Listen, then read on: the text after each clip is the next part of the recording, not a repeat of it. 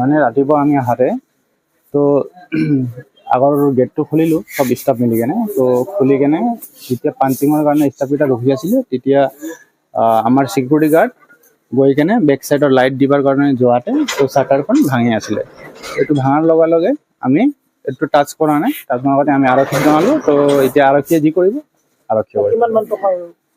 টকা একজেক্ট এতিয়ালৈকে হিচাপ হোৱা নাই, সামথিং 3.5 লাখৰ ওপৰত হ'ব।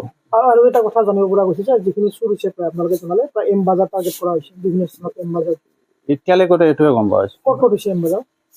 এম বাজাৰত এতিয়ালৈকে আপোনাৰ মান্দিয়া আছিল ন, মান্দিয়া আৰু আপোনাৰ হাতচিঙিমাৰি। কেমেৰাটো ইমান একজেক্ট ক্লিয়াৰকে দেখা পোৱা যোৱা নাই। বেক চাইডৰ পৰা আপোনাৰ ফায়াৰ এক্সিষ্টৰ পৰা ভাঙি কেনে দুটা শ্বাটাৰ আছিলে, দুটা শ্বাটাৰ আছিলে। তো এটাৰ তালা ভাঙিছে আৰু নেক্সটটো পুৰা লকটোৱে ভাঙি গৈছে। বেলেগ বস্তু এতিয়ালৈকেতো তদন্ত পোৱা নাই, কিন্তু এতিয়ালৈকে কেছে দেখা পোৱা যায়।